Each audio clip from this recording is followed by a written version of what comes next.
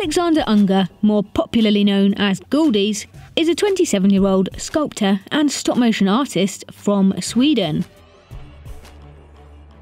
At the time of recording this video, Gouldies has just over 390 million views on the YouTube platform alone. Uploads began in early 2009 with a video titled Clay Sculpture, Amazing Art. Since then, Gouldies has publicly uploaded over 80 more times. His first major subscriber milestone was reached in December of 2016.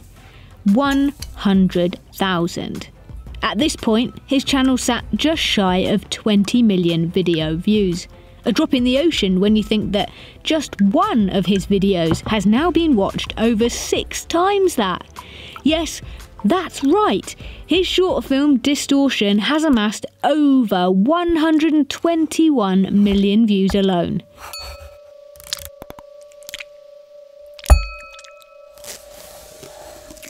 But things didn't stop growing there. In mid-2018, his numbers started rapidly changing from hundreds of thousands of subscribers to where he sits today, at over 1.3 million. So where does his success begin and end? What is it that makes Gouldies stop motion so watchable and satisfying? I believe there are several factors. Factor 1. Micro-mastery. Micro-mastery, as written in a book of the same name by Robert Twigger, a British author, is essentially a way to achieving excellence in a certain field of work. You take a small part of your field of study and you hone in, mastering that one aspect before later combining this mastery with other skills. The trick here is to become exceptional. You want the skill to be second nature, intuitive, and have obtained perfect clarity on that aspect of your work. So how do you do this? Well, you just have to put in the hours. 10,000 of them, and you'll be getting pretty close. Practice, patience, and dedication. So how does this relate to Gouldies? Well, before any of his stop motion, he was a sculptor. From early childhood, he was handling clay. He learnt how to manipulate clay, how to become an absolute pro at getting physical form correct in 3 dimensions. Now, clay plus stop motion isn't anything new. We've seen it before, most famously with Aardman. But what Gouldies appears to have done differently, from what I can observe publicly at least, is before venturing into the world of animating clay, he had first mastered how to manipulate it.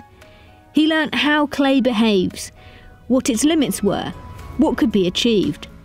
Only then did he blend skills. Only then did he add in movement. His mastery of the material first is proven with how he is able to achieve such complex squash and stretch transitions and fluid transformations. The motion he achieves always appears effortless.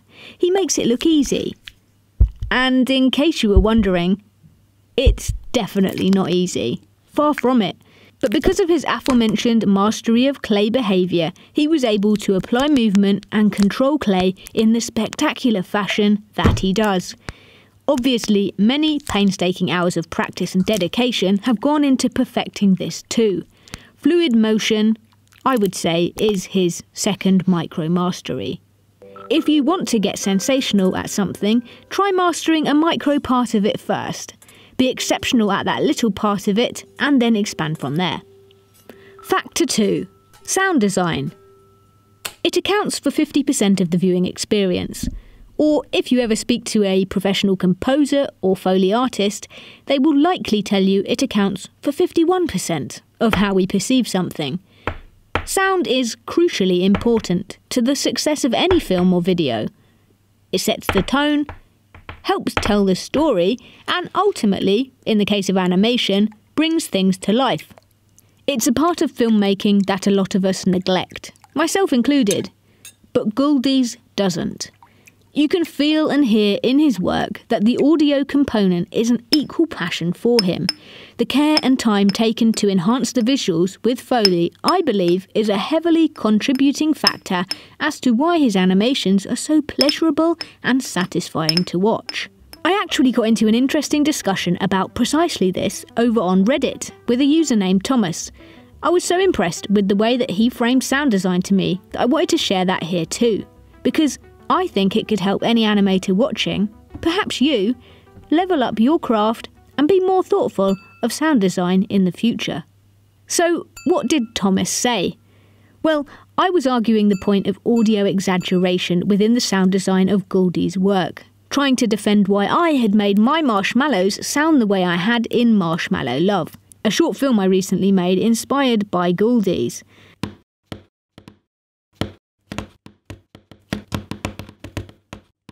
Thomas didn't agree with my sounds and fought back in the most perfect way, explaining to me what he meant constructively, using the example of how to make a hamburger.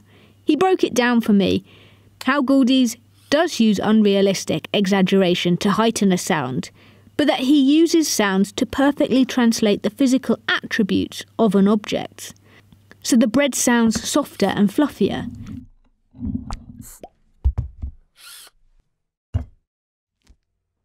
The meat sounds wetter and weightier. It's a simple comment, a simple observation, but I just loved the way he posed this to me. It really opened my ears and eyes to how in the future I can better create sounds that fit and enhance my motion. Hopefully this little breakdown can help you too. Factor 3. The physics of motion. So what else makes Gouldy's work pop? Well, aside from the sound design, it is the motion, the movements, the control, timing, pacing. Gouldy's allows a movement to breathe for just the right amount of time before moving on. His pacing is perfect. But not only that, Gouldy's has also got possibly the most precise grasp of the physics of motion that it is possible for any animator to have. He knows the laws of physics like the back of his hand. He plays with them, pushes them, pulls them, but always controls them in a way that is scientifically, physically correct. It works. As to how he learnt this, I can only hypothesise. Endless tests, trial and error, as well as massive amounts of observation. Perhaps he also watched fluid movements in slow motion, frame by frame, to really help understand the finer aspects of how weight shifts naturally and noticing the things that the human eye often skips over. And finally, factor 4, authenticity. Gouldy's often doesn't animate in the conventional way. Like every animator, he has his own unique process. In this example, where a head transforms from a pool of clay, a lot of animators would have animated this sequence backwards to ensure that the end result was sculpted perfectly. But no, Gouldy's did it all straight ahead, which only commends further his sculpting prowess. By sharing his process and the intuitive way he creates his work, adds to his authenticity. It strengthens his craft and gives us a deeper connection to his art through observing the way his mind works. These insights allow us to know the hands behind the clay a little more. Further to this, Gouldy's isn't trying to be anybody else. His voice is unique. His slightly dark creations, fluid transformations and abstract sequences are all identifiably his. Creating content online can be tough. A creator isn't entitled to an audience or to making a living from creating and doing what they love. But if they can make it work, then kudos to them. I admire anyone who can get there and stay there. Who knows where Gouldy's will end up? I just hope that he continues to create for the love of it and doesn't get bogged down in the numbers associated with YouTube fame. Also, subscriber count isn't everything and is often described as a vanity metric. This figure alone doesn't guarantee financial success or consistent viewership.